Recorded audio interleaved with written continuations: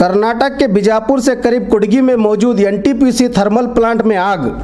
Godown में लगी इस अचानक आग से लाखों रुपए के सामान जलकर खाक हो गए। किसी के हताहत होने की खबर नहीं।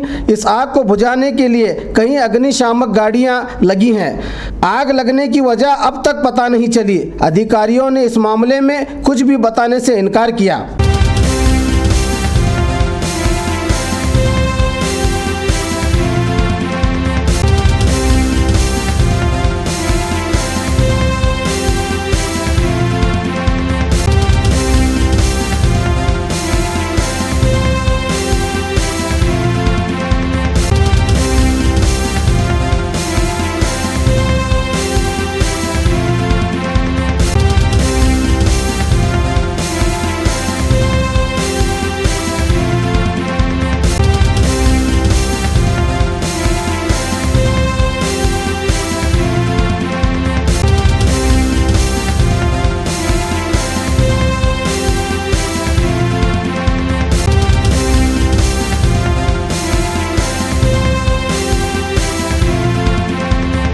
बीजापुर में जेडीयू की तरफ से महिला दिवस के मौके पर शराब मुक्त कर्नाटक के लिए जिला अधिकारी को निवेदन पत्र पेश किया गया।